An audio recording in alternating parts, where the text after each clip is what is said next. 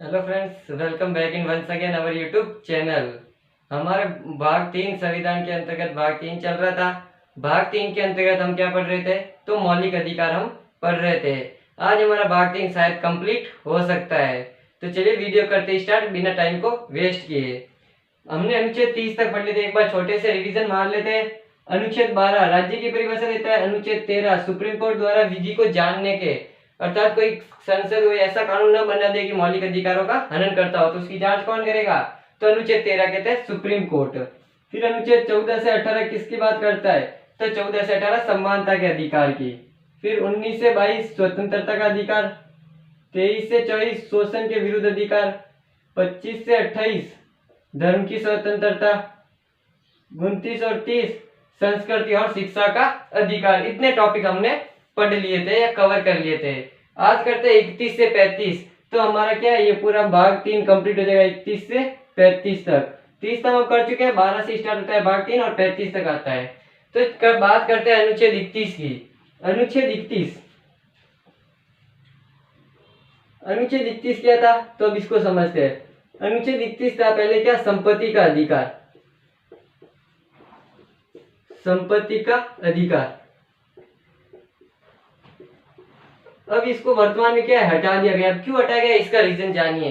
संपत्ति का अधिकार था, कोई भी व्यक्ति अपने पास कहीं पर भी जमीन खरीद लेता था, रख लेता था। अब सरकार मान लीजिए अब कोई काम चल रही है, यहाँ पर पटरी बिछा रही है, बीच में किसी का क्या है, प्लॉट आ गया, किसी का घर लिया हुआ, यहाँ पर संपत्ति अर्जित की हुई है।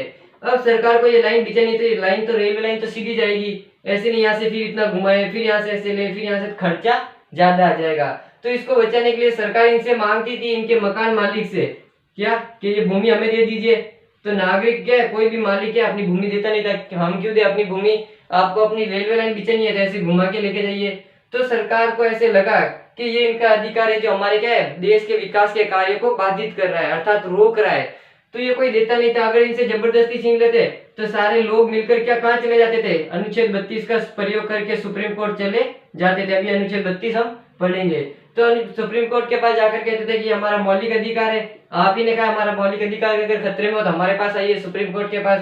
तो सुप्रीम कोर्ट क्या है, सरकार को क्या ऐसे आदेश देता है, भाई आप इनकी संपत्ति नहीं छीन सकते।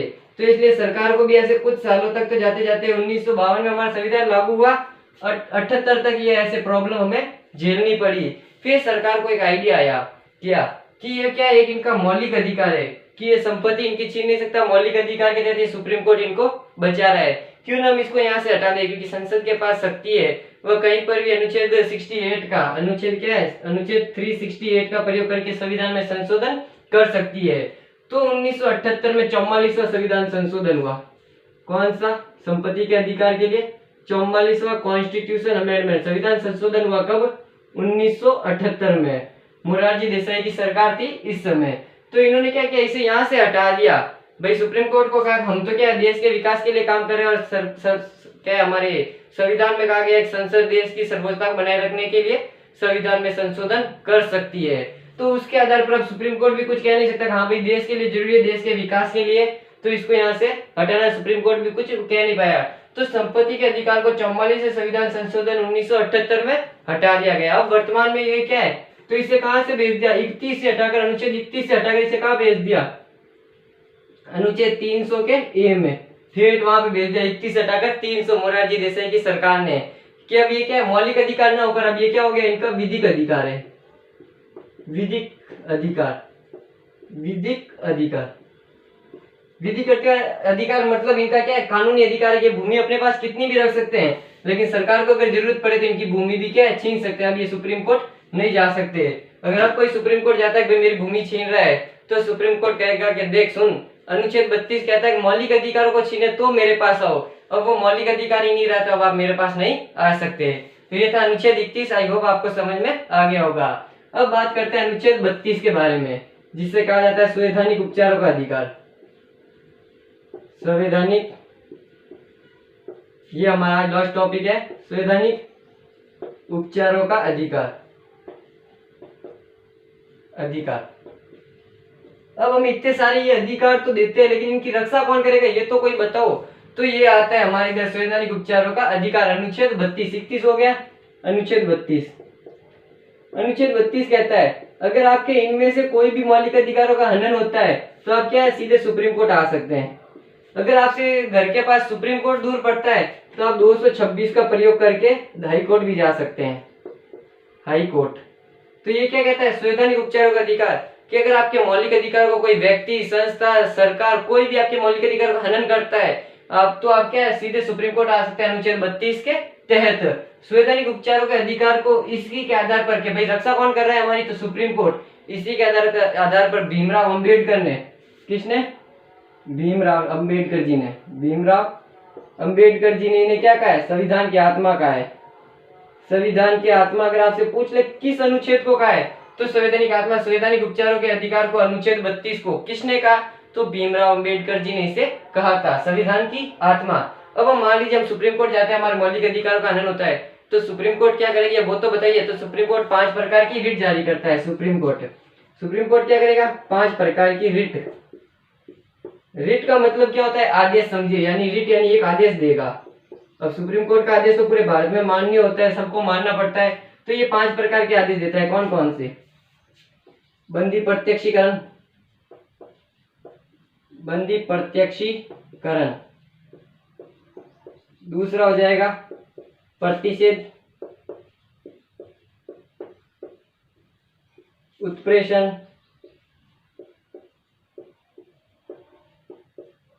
परमादेश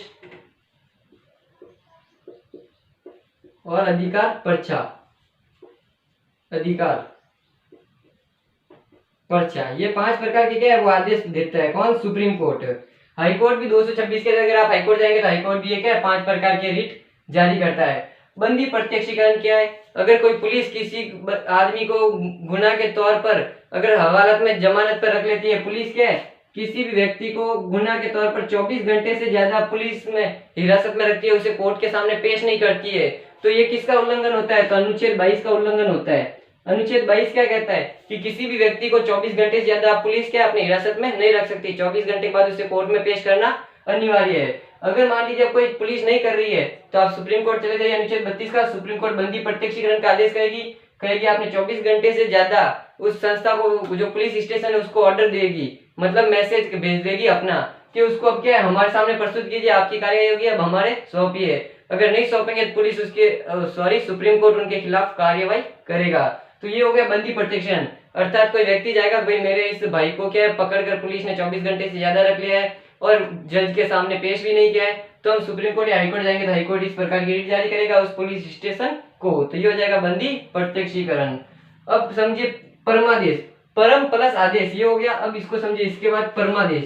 परमादेश क्या कहता है कि सुप्रीम कोर्ट क्या परम आदेश जारी करता है, अगर आपके मौलिक अधिकार को हनन किया तो किसी के ऊपर क्या है वो आदेश जारी करेगा। अगली जैसे मेरा कोई मान लीजिए मौलिक अधिकार को हनन करता है, मुझे बोलने की स्वतंत्रता को कोई छीनता है, तो सुप्रीम कोर्ट उसे आदेश देगी कि आप अपना क्या है अपने सीमित में रहिए, इन लोगों के मौलिक अधिकारों में हस्तक्षेप न करे। कोई भी संस्था व्यक्ति जो भी होगा अगर वो सुप्रीम कोर्ट के आदेशों की अवमानना करेगा सुप्रीम कोर्ट क्या है उसके खिलाफ पुलिस भेजेगी। तो ये हो गया परम आदेश। तो सुप्रीम कोर्ट का आदेश आता है तो हो गया परमादेश। अब बात करते हैं, ये समझ लिया, अब इसके बाद ये वाला, ताकि ये दोनों मिलते जुलते आपको एंड में समझ आ जाएंगे। अधिकार पर्चा। सुप्रीम कोर्ट क्या होता है, किसी भी व्यक्ति को, संस्था को, किसी को भी अगर कोई संस्था या व्यक्ति अपने अधिकार क्षेत्र से बाहर जाकर कोई कार्य करता है तो उसे सुप्रीम कोर्ट द्वारा आदेश आता है कि आपको किसने ये अधिकार दिया ये सब करने को, तो ये अधिकार पूछेगी सुप्रीम कोर्ट, तो क्या हो गया अधिकार पर्चा। मान लीजिए पुलिस का कोई काम है, पुलिस एनएस काम है भाई लोगों की सेफ्टी रखना, शांति व्यवस्था बनाए रखना, उसी प्रकार डॉक्टर का काम है लोगों को इंजेक्शन लगवाना, लोगों का ध्यान रखना। अब जैसे मान लीजिए डॉक्टर का उदाहरण लेते हैं, डॉक्टर का काम है इंजेक्शन लगवाना किसी को, अगर डॉक्टर मान लीजिए उसकी जगह नहीं है, कोई नर्स हो गई, नर्स छोड़िए कोई हो गया सफाई कर्मचारी, हॉस्पिटल का सफाई कर्मचारी, अब वो लोगों के क्या है, वो लोगों के क्या लगवा रहा है इंजेक्शन लगा रहा है। सफाई कर्मचारी का ये अधिकार नहीं है कि वो लोगों को इंजेक्शन लगवाए। अगर इसके खिलाफ अगर कोई रिकॉर्डिंग में या वीडियो शूटिंग में सफाई कर्मचारी उस इंजेक्शन लगवाते हुए दिखाई जाता है तो ये क्या है व्यक्ति, ये भी एक अधिकार हमारा हनन होगा। कौन सा, अनुच्छेद 21 में आता है, इधर अनुच्छेद 21 में प्रांतिक स्वतंत्रता। अगर उस सफाई कर्मचारी को ध्यान से पता नहीं हुआ कौन सा इंजेक्शन लगवाना है तो वो हमारे क्या गलत इंजेक्शन लगाए तो हमारे शरीर या प्राण के साथ खिलवाड़ करेगा, तो अनुच्छेद 21 का उल्लंघन होगा। ऐसा करते हुए वो पकड़ा जाता है तो उसे दंड दिया जाएगा सुप्रीम कोर्ट के द्वारा। तो ये हो गया अधिकार पर्चा, अर्थात सुप्रीम कोर्ट किसी से भी उसका अधिकार पूछ सकती है कि तुमने किस अधिकार के तहत पे ये किया। तो डॉक्टर का काम डॉक्टर ही कर सकता है और पुलिस का काम पुलिस ही। अब बात करते हैं प्रतिषेध या उत्प्रेषण। अब मान लीजिए कोई संस्था या व्यक्ति अपने अधिकार क्षेत्र से बाहर जाकर कोई कार्य करने लगता है तो उसको रोकना, भाई रुक जाओ, तुम्हारा सीमित यहाँ तक ही है। जैसे उदाहरण लीजिए हाईकोर्ट, कोई व्यक्ति है, जैसे हाईकोर्ट है, अब हाईकोर्ट को मान लीजिए किसी ने इससे जल्दबाजी में हाईकोर्ट ने किसी को क्या है फांसी की सजा सुना दी, तो जितना जल्दी हो सकता है वो व्यक्ति कहाँ जाएगा, सुप्रीम कोर्ट जाएगा। तो सुप्रीम कोर्ट इसको कहेगा कि तुमने अपने अधिकार क्षेत्र से बाहर जाकर फांसी की सजा सुनाई है, अभी ये केस इतना नहीं था इम्पोर्टेंट कि इसको क्या है फांसी की सजा दी जाए, इसका गुनाह इतना बड़ा नहीं था इस व्यक्ति को कि तुमने इसे फांसी की सजा दी, तो ये तुमने अपने अधिकार क्षेत्र से बाहर जाकर काम किया, तो इससे मैं इस फांसी को क्या है खारिज कर देता हूँ। तो ये हो गया प्रतिषेध, प्रतिषेध मना कर देना। उत्प्रेषण, अब मान लीजिए इसको क्या है फांसी दी, अब इसको फांसी दे दी तो अब कहेगा इसको फांसी को कर दिया मैंने खारिज, तो ये क्या हो गया प्रतिषेध। अब इस फाइल को तुम मेरे पास भेज दो, फाइल को मेरे पास भेज दो, इसका जो भी गुना होगा उसको क्या है मैं सजा दूंगा, तो ये क्या हो जाएगा उत्प्रेषण। अर्थात उत्प्रेषण फाइल को अपने पास मंगवाना, प्रतिषेध मना कर देना, बंदी प्रत्यक्ष बंदी को सामने प्रत्यक्ष करना, परमादेश सुप्रीम कोर्ट का परम आदेश आ जाएगा और अधिकार पर्चा सुप्रीम कोर्ट का आदेश। तो ये हो गया अनुच्छेद 32। अब जल्दी से हम बात करते हैं अनुच्छेद 30, 33, 34 और 35 के बारे में।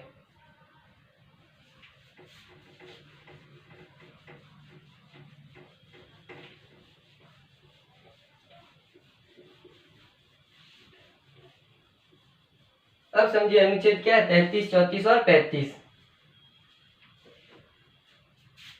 अनुच्छेद 32 हो गया है, अनुच्छेद 33। अनुच्छेद 33 कहता है देश की सर्वोच्चता को बनाए रखने के लिए मौलिक अधिकारों का सीमित करना, मौलिक अधिकारों को सीमित करना। अर्थात देश की अगर जरूरत पड़े देश की सर्वोच्चता एकता को बनाए रखने के लिए और मौलिक अधिकारों को वहां सीमित करना पड़े तो आप उसके लिए क्या सुप्रीम कोर्ट नहीं जा सकते। मान लीजिए देश की बहुत सी संस्थाएं हो जाती है, जैसे गुप्तचर हो जाते हैं हमारे, गुप्तचर, मीडिया, सेना, तो ऐसे बहुत सी संस्थाएं हो जाएगी। जैसे आप इनके अंदर क्या खुलकर अपना बोलने की आजादी ऐसे नहीं कर सकते। यहाँ पर ऐसे इन पदों पर रहने पर आपके कुछ मौलिक अधिकार सीमित हो जाते हैं, उसके लिए आप सुप्रीम कोर्ट नहीं जा सकते। जैसे गुप्तचर, गुप्तचर अपना काम करता है, कुछ भी कर सकता है, अब उसे बोलने की आजादी है, किसके तहत, तो अनुच्छेद 19 के तहत क्या है बोलने की आजादी है। तो गुप्तचर ऐसे नहीं मीडिया के सब मीडिया के सामने आके खुले आप बोल रहा है कि भाई मैं गुप्तचर करता हूँ, यहाँ पे ये है, वहां पे वो है, भारत सरकार का ये है। तो ऐसे क्या देश की एकता या जो इंडिया की जो पर्सनल फाइलें होती है, भारत की जो गुप्तचर होती है, तो उसको खतरा पहुंचेगा, तो इसको यहाँ पर बोलने की आजादी छीन ली गई है। उसी प्रकार सेना हो गई। अब सेना में ऐसा नहीं कि कोई मान लीजिए चीफ कमांडर है, कोई तीनों सेनाओं का अध्यक्ष हो गया, सीडीएस, चीफ डिफेंस स्टाफ, तो वो सीडीएस ऐसे नहीं कि वो मीडिया में आके सबके सामने बोल दे कि यहाँ पर तोप खाने इतने पड़े हैं, यहाँ पर इतने बंदूक है, यहाँ पर इतने गोले बारूद है, तो उससे क्या है हमारे जो देश के दुश्मन होंगे वो इस बात का फायदा उठा सकते हैं और उसके ऊपर वहीं पर हमला कर देंगे। तो सेना हो गई, तो उससे वहां पर भी क्या है सेना के सीडीएस को, चीफ डिफेंस स्टाफ, तीनों सेनाओं का अध्यक्ष चीफ डिफेंस स्टाफ, इसके ऊपर होते हैं रक्षा मंत्री, और रक्षा मंत्री के ऊपर होते हैं राष्ट्रपति। राष्ट्रपति अर्थात तीनों सेनाओं का मेन अध्यक्ष कौन होता है, राष्ट्रपति। तो सीडीएस तो क्या होता है तीनों सेनाओं का प्रमुख होता है, इसके ऊपर रक्षा मंत्री, रक्षा मंत्री के भी ऊपर राष्ट्रपति। इसलिए हम कहते हैं तीनों सेनाओं का अध्यक्ष कौन होता है, तो राष्ट्रपति होता है। तो सेना ऐसे मीडियन हो गई, जो देश की सर्वोच्चता बनाई रहे, आपके क्या मौलिक अधिकार को यहाँ पर सीमित कर दिया जाएगा, तो इसके लिए आप सुप्रीम कोर्ट नहीं जा सकते। अब अनुच्छेद 34 की बात करते हैं। अनुच्छेद 34 मार्शल लॉ बताता है। मार्शल लॉ, मार्शल लॉ अर्थात सेना का जो कानून नियम लगा हुआ होता है। जैसे मान लीजिए अभी कोरोना काल में सेना मार्शल लॉ लगा हुआ था कि आप बाहर नहीं जा सकते, घूम नहीं सकते, तो ये आपके क्या मौलिक अधिकार छीन लिए मार्शल लॉ के तहत। बाहर क्या पुलिस सेना लगी हुई थी ताकि आपको बाहर नहीं जाने दिया था। अगर आप बाहर जाते थे तो आपको पकड़ के बंदी बनाकर अंदर डाल देते थे जेल में, या आपको जो सजा देनी थी उठक बैठक करवानी जो भी, तो वो करते थे। उसके लिए आप सुप्रीम कोर्ट नहीं जा सकते कि मेरे क्या है कि मेरे घूमने के अधिकार को यहाँ पर रोका जा रहा है, तो यहाँ पर आप सुप्रीम कोर्ट नहीं जा सकते जहाँ पर मार्शल लॉ लगा हुआ होगा। आपने अक्सर देखा होगा जम्मू कश्मीर में आप हर जगह नहीं जा सकते, क्यों, क्योंकि वहां सेना तैनात रहती है, मार्शल लॉ लगा हुआ रहता है। तो इसके लिए आप सुप्रीम कोर्ट नहीं जा सकते। अब बात करते हैं अनुच्छेद 35। अनुच्छेद 35, अब मार्शल लॉ यहाँ पर क्यों नहीं जाने दिया? तो यहाँ पर कोरोना विश्वव्यापी महामारी फैली हुई थी, तो देश को खतरा होता है, इसलिए मार्शल लॉ क्या लगाया गया। इसके तहत आप क्या कहीं बाहर नहीं घूम सकते। बात करते हैं अनुच्छेद 35, मौलिक अधिकारों संबंधित कानून। मौलिक अधिकारों संबंधित